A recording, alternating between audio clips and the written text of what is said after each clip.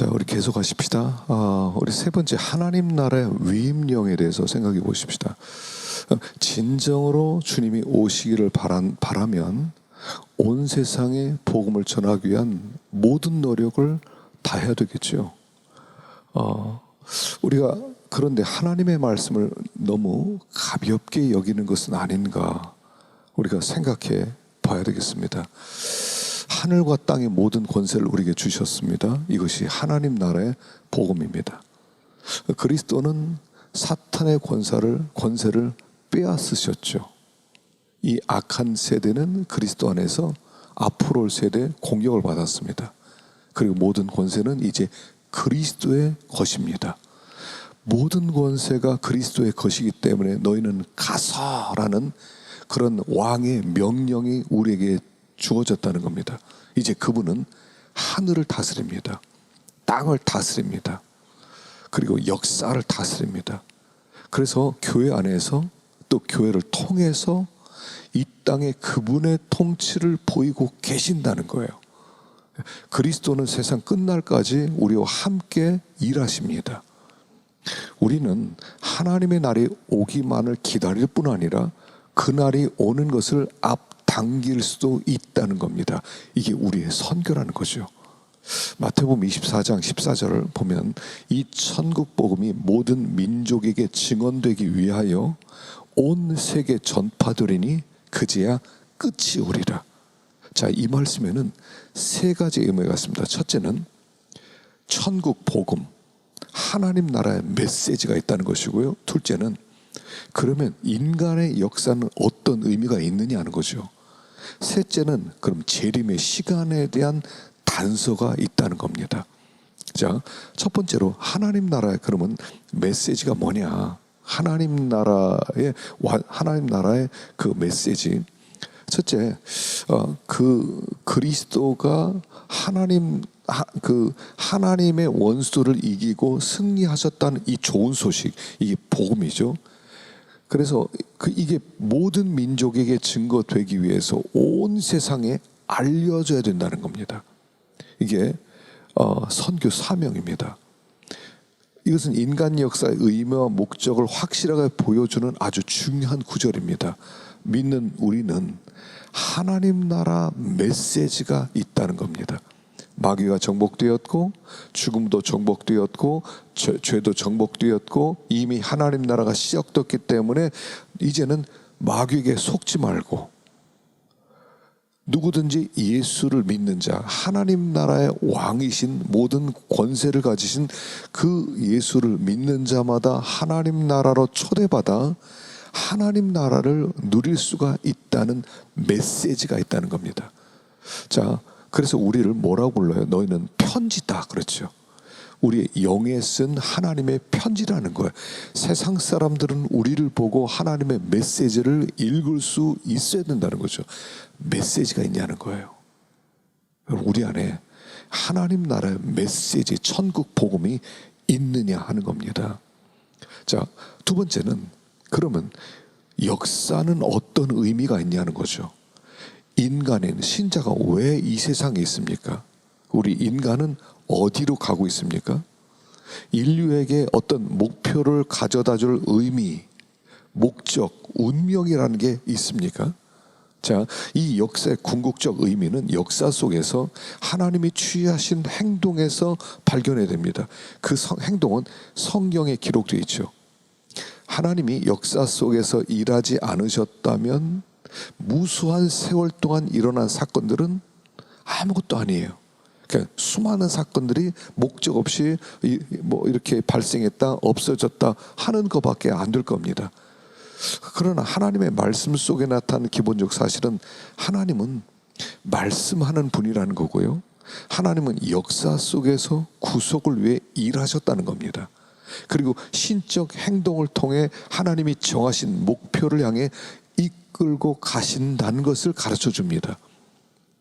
성경 전체 중심 주제는 뭐냐면 역사 안에 나타난 하나님의 구속 사역입니다. 오래전에 하나님은 이스라엘이라는 작고 멸시받는 백성을 택하셨습니다. 하나님은 이스라엘 자체를 위해 그들에게 관심을 가진 것이 아니라 하나님의 목적에는 인류가 포함되어 있다는 것입니다. 하나님은 이스라엘 백성을 기르시고 보존하셨고 하나의 계획을 가지고 이 계획을 실현시키고 계셨습니다. 그리고 때가 참에 그리스도께서 이 땅에 오셨습니다.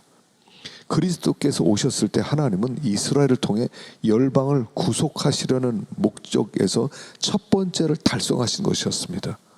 그리고 그리스도의 죽으심과 부활이라는 구속 사역을 이루셨을 때 역사 안에 나타난 하나님의 목적은 복음을 거부한 이스라엘에게서 복음을 받아들인 유대인과 이방인들의 공동체인 교회로 옮겨지시는 거예요.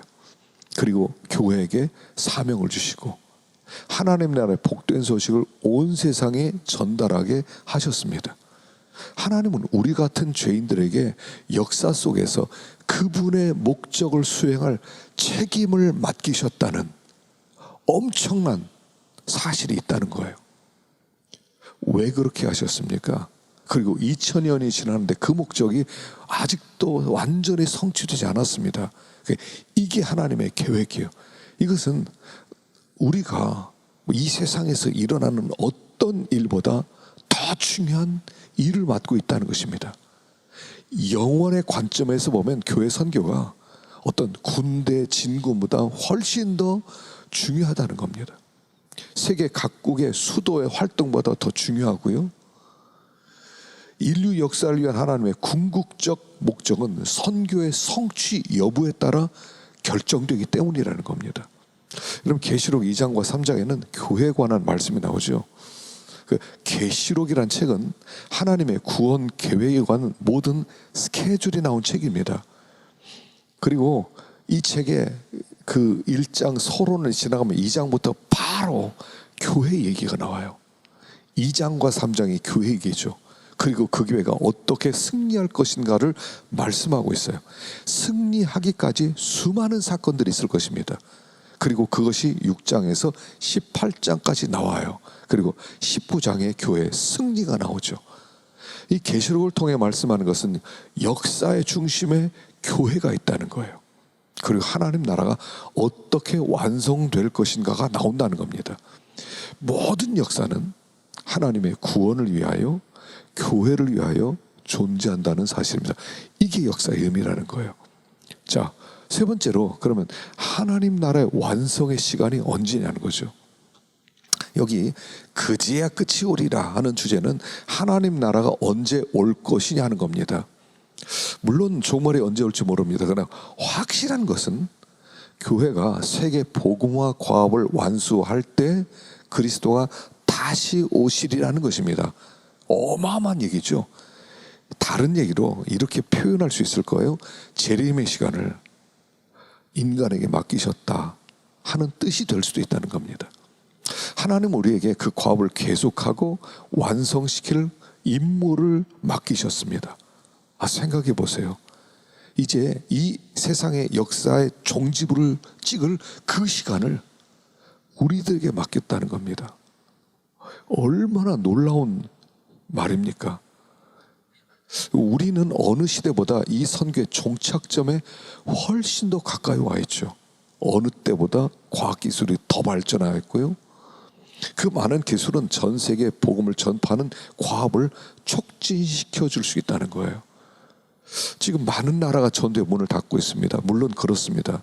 그런데 하나님은 하룻밤 사이에도 그 문을 여실 수 있고 또 닫힌 문 뒤에서도 일하실 수 있습니다. 근데 이미 열려 있는데도 들어가지 않은 문들이 있다는 겁니다. 하나님의 백성이 신실하게 그 과업을 완수하려고 모든 일을 하고 있다면 하나님은 반드시 문을 열어주실 것입니다. 그리스도가 재림하지 않는 한 우리의 문은 아직 미완성이라는 거예요. 마가복음 16장 15절에 보면 또 가라사대 너희는 온 천하에 다니며 만민에게 복음을 전파하라. 믿고 세례를 받는 사람은 구원을 얻을 것이요 믿지 않는 사람은 정죄를 받으리라. 믿는 자에게는 이런 표적이 따르리니 곧 저희가 내 이름으로 귀신을 쫓아내며 새 방언을 말하며 뱀을 집으며 무슨 독을 마실지라도 해를 받지 아니하며 병든 사람에게 손을 얹은즉 나으리라 하시더라. 믿는 자에게는 표적이 있는데 귀신을 쫓아내고 제압하는 권세를 주셨다는 것입니다. 그래서 하나님께서 그 완성의 시간을 위하여 우리에게 많은 것을 부여해 주셨는데 우리가 이 일들을 위해서 더 많이 기도해야 된다는 거죠. 그래서 이제 그 다음에 기도 얘기가 또 나오지만 마가복음 9장에는 집에 들어가심에 제자들이 종용이 묻자오되 우리는 어찌해서 그 귀신을 쫓아내지 못했습니까? 이르시되 기도 외에는 다른 것으로 이런 유가 나갈 수 없느니라. 기도가 부족했다는 거예요. 기도를 통하여 하나님의 능력이 나간다는 거죠. 마태복음 10장 28절에서도 내가 하나님의 성령을 힘입어 귀신을 쫓아내는 것이면 하나님 나라가 이미 너에게 임하였느니라. 성령을 힘입어 복음을 증거하고 하나님 나라가 확장되게 하라는 것이죠. 하나님이 우리에게 종말의 시간을 맡겨두셨다는 것이에요. 엄청난 일이죠. 자, 그러면 하나님 나라의 기도에 대해서 한번 생각해 봅시다. 이 기도의 배후에 깔린 세계관은 어떤 세계관인지 한번 생각해 보겠습니다. 자, 누가복음 18장에 잘 아는 말씀 있죠. 과부의 기도가 있습니다.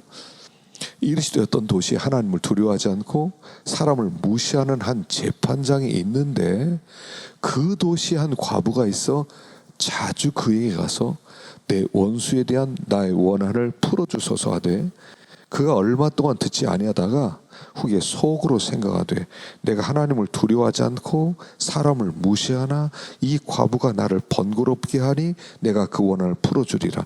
그렇지 않으면 늘 와서 나를 괴롭게 하리라 하였느니라. 주께서 또 이르시되 불의한 재판장이 말하는 것을 들으라.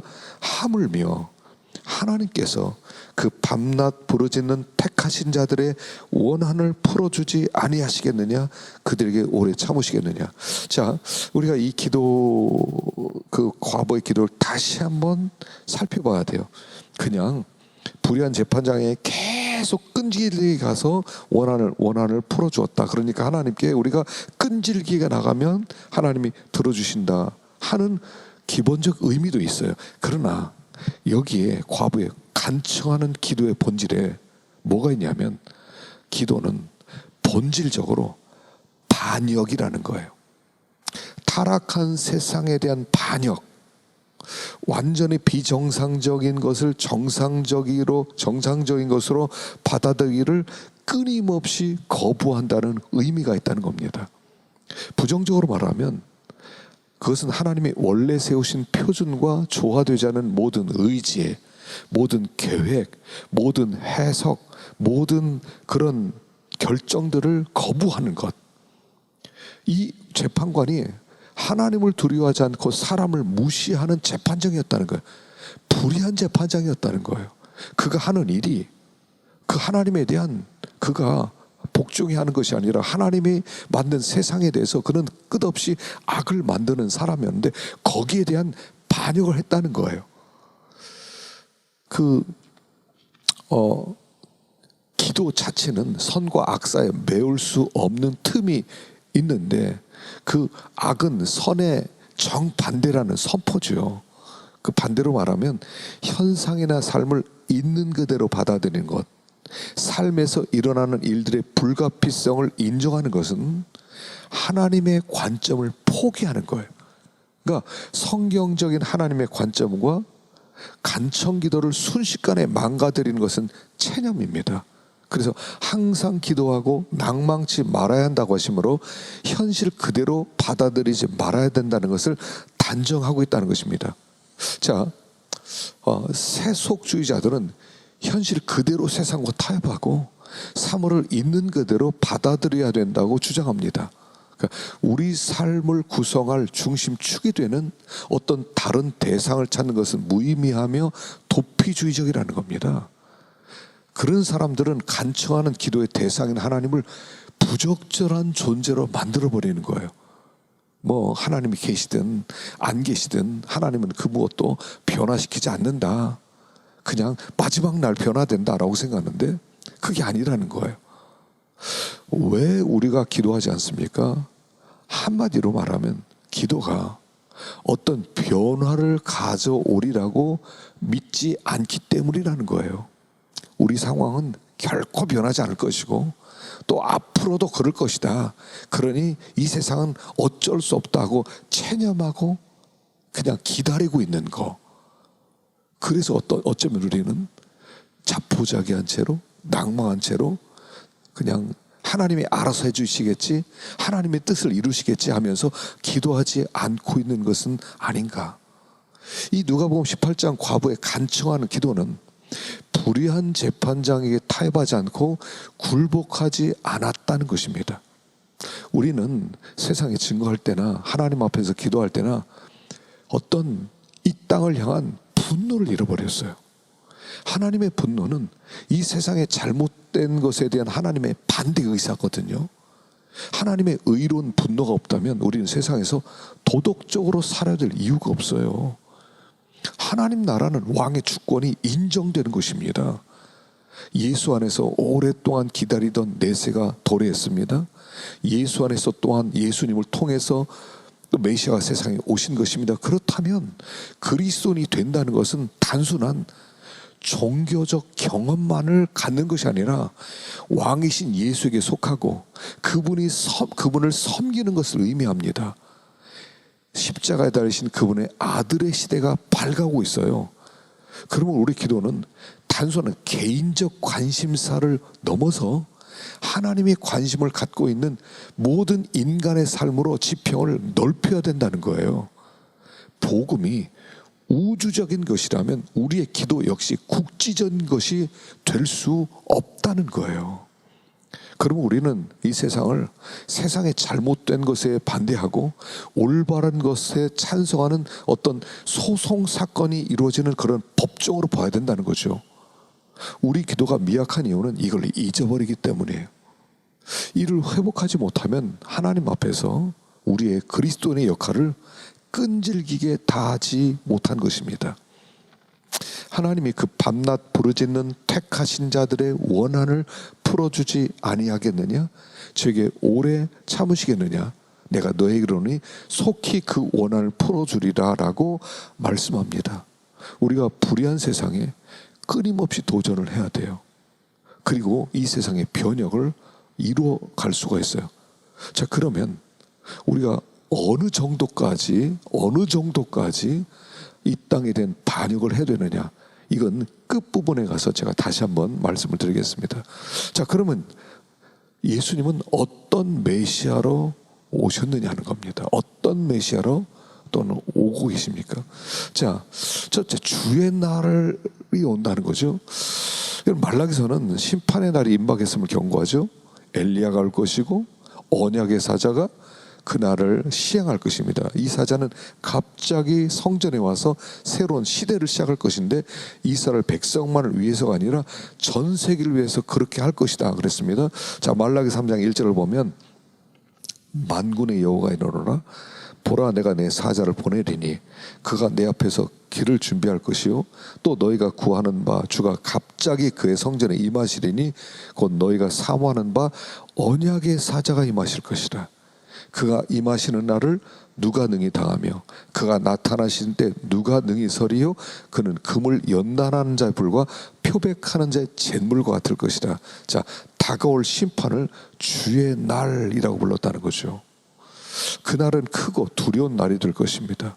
이 심판은 이스라엘과 지도자들에게 임할 것인데 그들의 지은 죄는 참된 예배를 드리지 않고 이 사회 불의, 우상숭배, 또 이혼, 11조를 드리지 않는 것, 이런 것들입니다. 왜 심판하시느냐? 그것은 그들이 이방 가운데 하나님의 영광을 드러내야 할 사람인데 하나님이 가리워졌기 때문이라는 거예요. 가리워졌어요. 그래서 하나님께서 이제 하나님의 계획은 열방 중에서 높이 높임을 받는 겁니다. 높임을 받는 거예요. 하나님의 계획은 하나님이 영광 받는데 관심이 있기 때문이라는 겁니다. 자, 근데 그 하나님은 먼저 열방을 위하여 자비의 날을 먼저 선포할 것입니다. 주의 날이 오는데 두 번째는 먼저 열방을 위한 자비의 날을 선포하신다는 거예요. 자, 누가복음 4장에 보면 예수께서 성령의 능력으로 갈릴리에 돌아가시니 그 소문이 사방에 퍼졌고 친히 그 여러 회당에서 가르침에 뭇 사람에게 칭송을 받으시니라. 예수께서 그 잘하시던 곳 나사렛에 이르러 안식일에 늘 하시던 대로 회당에 들어가 성경을 읽으려고 서심해 선지자 이사의 글을 들이거늘 책을 펴서 이렇게 기록된 데를 찾으시니 곧 주의 성령이 내게 임하셨으니 이는 가난한 자에게 복음을 전하게 하시려고 내게 기름을 부으시고 나를 보내서 포로된 자에게 자유를 눈먼 자에게 다시 보게 함을 전파하며 눌린 자를 자유롭게 하고 주의 은혜를 전파하게 하려 하심이라 하였더라. 사실 이 말씀을 선포하셨거든요. 메시아의 사역의 시작이죠. 근데 이것 때문에 아주 그 회당에 있는 사람들이 아주 미워하죠. 그래서 그를 죽이기 위해서 낭떠러지로 막 끌고 가는 일도 있었는데 왜 그러냐면 이사야 61장에 보면 원래 이사야 61장에는 이런 말씀이 있어요. 주 여호와의 영이 내게 내리셨으니 이는 여호와께서 내게 기름을 부으사 가난한 자에게 아름다운 소식을 전하게 하려 하심이라. 나를 보내사 마음이 상한 자를 고치며 포로된 자에게 자유를 갇힌 자에게 노임을 선포하며 여호와의 은혜와 우리 하나님의 보복의 날을 선포하며 모든 슬픈 자를 위로하고 무릇 시온에서 슬퍼하는 자에게 화관을 주어 그 죄를 대신하여 기쁨의 기름으로 그 슬픔을 대신하여 찬송의 옷으로 그 근심을 대신하시고 그들이 의의 나무 곧 여호와께서 심으신 그 영광을 나타낼 자라 일컬음을 받게 하시며. 여기 2절에 보면 여호와의 은혜와 우리 하나님의 보복의 날을 선포하며, 그런데 이 말씀을 인용했던 누가복음에서는 그 보복의 날이 빠져 있다는 얘기예요. 그래서 이스라엘 백성이 이렇게 생각하겠어요. 이 보복의 날이 이방인들에게 임해서 이방인들을 심판한다라고 생각했는데 누가복음 4장에서는 그 보복의 날을 빼놓고 갑자기 성령이 임하셨는데 가난한 자에게 복음을 전하기 위해서 보내셨다 이렇게 하니까 왜 너 말씀 빼먹느냐, 이 보복의 날을 빼먹느냐라고 했던 것이죠. 그래서 그 누가복음 4장 28절에 낭떠러지로 끌고 가서 떨어뜨리고자 하되 주님께서 지나서 가니라. 이방에 대한 보복의 구절이 나오기를 기대했는데 표현되지 않고 도리어 무슨 얘기가 그 다음에 나오냐면 엘리야가 나병에 걸린 수리야 장군 나만 고치는 얘기, 그리고 사렙닷 시돈 과부에 가서 3년 동안 살면서 그 가정을 살린 얘기. 아니, 유대인의 과부, 유대인의 나병 환자를 빼놓고 이방 사람을 구원하신 것을 그 예를 들면서 메시아는 유대뿐 아니라 이방을 포함한 열방을 구원하기 위해서 오셨다는 것을 말씀하셨다는 사실입니다. 그래서 자비의 날, 열방을 구원하기 위해서 오신 메시아라는 거죠. 그래서 그 사람들은, 유다 백성들은 열방에 이방이 예수를 믿고 이방이 구원을 받고 이방이 축복을 받는다? 상상할 수 없는 일이라고 생각했다는 것입니다. 그래서 도리어 예수님을 더 핍박하게 되었다는 거죠. 근데 예수님은 원래 하나님의 계획이 열방을 통해서 구원을 받고 영광 받는 것이 하나님의 계획이다 하는 것을 예수님께서는 선포하셨다는 사실입니다. 그래서 예수님이 이 땅에 오셨는데 주님이 오신 것은 첫째는 이 땅의 심판을 주의 날을 선포하기 위해서 오셨는데 먼저 열방을 구원하려는 하나님의 계획을 가지고 오셨다는 것을 가르치고 있다는 것입니다. 그래서 그분은 이제 이 땅에 아주 놀라운 메시아로 오셨어요. 놀라운 메시아. 그래서 그분은 이제 어떤 메시아냐면 하나는 인자로 오신 메시아, 또 한 가지는 종으로 온 메시아, 그 메시아로 오셨다는 것을 얘기합니다. 예수님은 그래서 세례요한도 놀라게 하셨죠. 아니 왜 예수님이 오셔서 우리를 구해주고 빨리 하나님 나라를 성취하지 않느냐? 그 왜 정권 고위층을 정복하지 않느냐? 또 지금은 억압받는 자들 치료하고 가난한 자에게 복음을 전하는 때라고 왜 그렇게 말씀하시느냐? 그랬는데 예수님은 이 땅에 오셔서 예수님은 진짜 인자이신, 그러니까 우리가 이제 다음 시간에 또 마지막으로 살펴보겠습니다. 인자이신 메시아로 또 정의로우신 메시아로 그분이 이 땅에 오셔서 정말 그분은 온 열방을 구원하고 싶어 하시는 하나님의 그 뜨거운 마음을 가지고 있고, 또 하나님께서 불쌍히 여기시는, 궁휼히 여기시는, 꺼져가는 심지를 끄지 아니하시고 또 그 상한 갈대를 꺾지 아니하셔서 심판을 이길 때까지 하시는 분이라는 것을 우리에게 가르쳐주고 있다는 것입니다. 그래서 그 메시아는 이 복음서에 나타난 그 메시아는 참 놀라운 그런 메시아로 오셨다는 것을 가르쳐주고 있습니다. 그러면 그 놀라운 메시아 부분은 우리가 조금 쉬었다가 또 생각해 보겠습니다.